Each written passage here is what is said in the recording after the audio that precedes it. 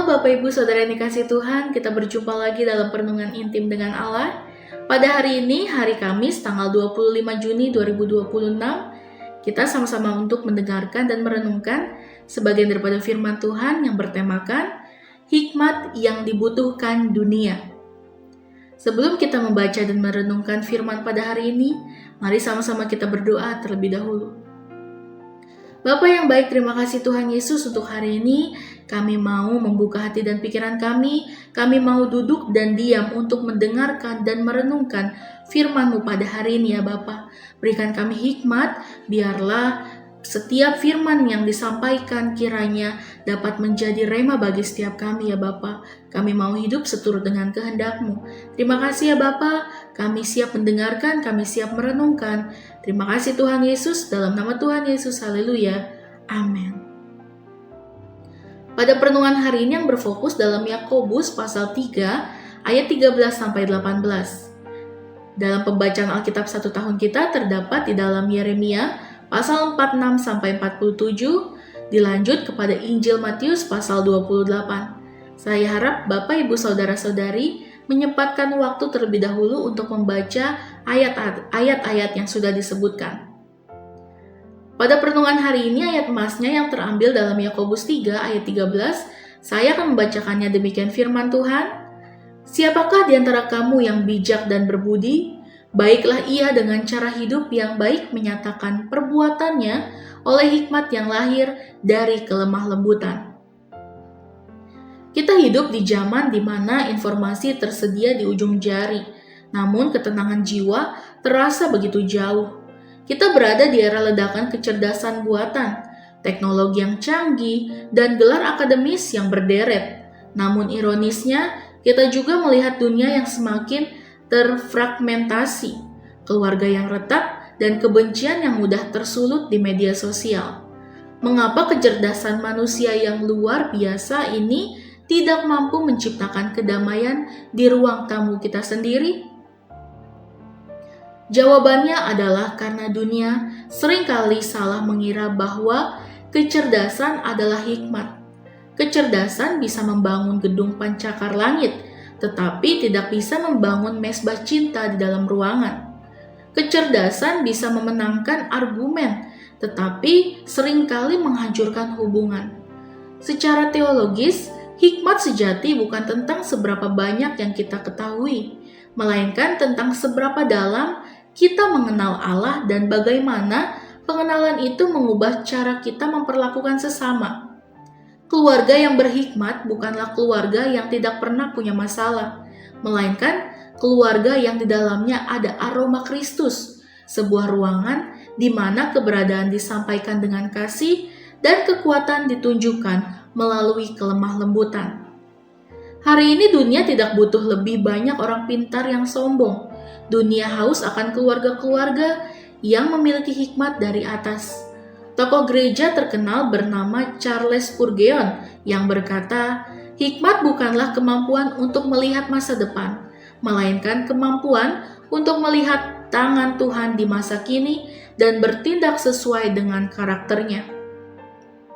Dalam Yakobus 3 ayat 13, penulis menekankan sebuah pertanyaan retoris. Siapakah di antara kamu yang bijak dan berbudi? Kata hikmat dalam bahasa Yunani yaitu sophia, yang dimaksud di sini bukanlah sekedar pengetahuan teoretis atau filsafat. Yakobus mendefinisikan hikmat sebagai sesuatu yang operasional dan visual, yaitu hikmat sebagai perbuatan, yaitu hikmat harus dinyatakan oleh perbuatannya.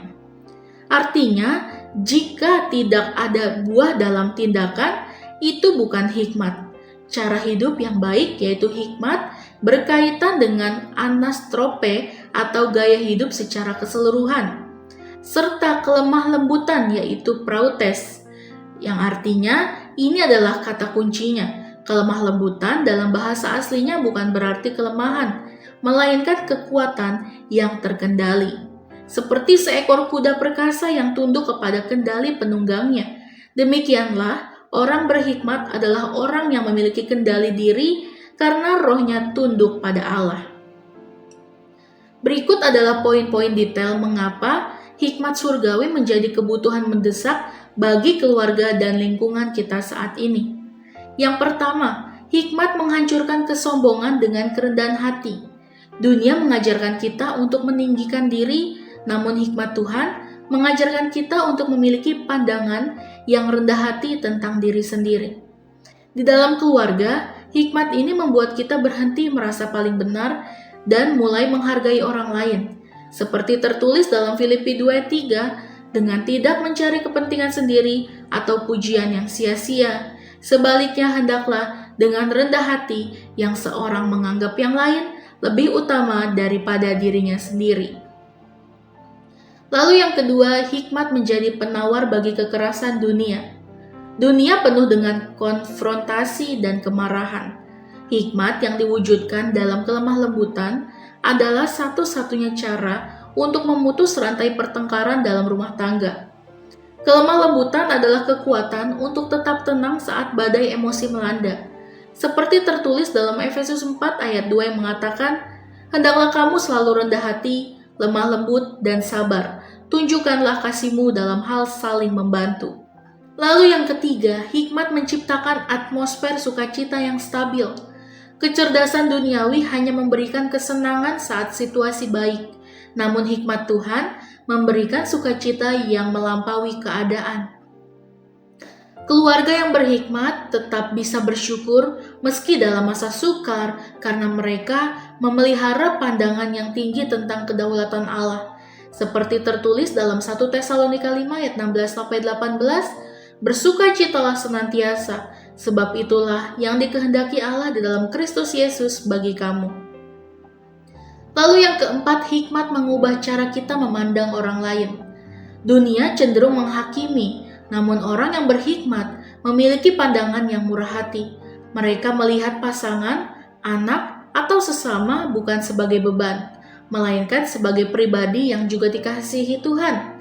Seperti tertulis dalam Kolose 4 ayat 6 mengatakan, "Hendaklah kata-katamu senantiasa penuh kasih, jangan hambar, sehingga kamu tahu bagaimana kamu harus memberi jawab kepada setiap orang."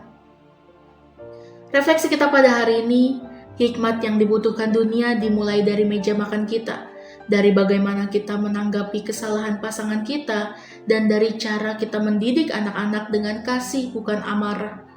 Dunia sedang lelah dengan kepintaran yang memecah belah. Mari kita menjadi fase di tengah padang gurun ini. Jadilah keluarga yang memiliki pandangan yang tinggi tentang Allah, pandangan yang jujur dan rendah hati tentang diri sendiri, serta pandangan yang luas dan murah hati tentang orang lain. Tuhan Yesus, Sang Hikmat sejati, menyertai keluarga kita senantiasa. Amin. Mari sama-sama kita berdoa. Bapa yang baik, terima kasih Tuhan Yesus. Tuhan, kami membutuhkan hikmat daripada-Mu ya Bapa.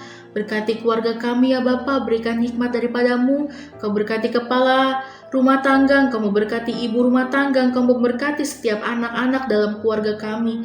Terima kasih Tuhan Yesus, biarlah keluarga kami menjadi keluarga yang selalu mencerminkan kasih-Mu bagi sesama kami ya Bapa. Kami mau memberitakan, kami mau menginjili bagaimana kasih-Mu sungguh luar biasa bagi setiap keluarga kami. Biarlah kami menjadi keluarga yang memiliki kerendahan hati, bagaimana kami menjadi keluarga yang memiliki kelemah lembutan ya Bapa, untuk bagi lingkungan kami, apalagi bagi dunia kami ya Bapa. Biarlah Engkau memberikan hikmat bagi setiap kami, biarlah kemanapun kami berada, Engkau ikut seturut dengan kehendak-Mu ya Bapa. Terima kasih Tuhan Yesus pada perenungan hari ini, biarlah firman ini menjadi rema bagi kami. Terima kasih Tuhan Yesus, dalam nama Tuhan Yesus, haleluya, amin. Salam sejahtera bagi kita semua, Shalom.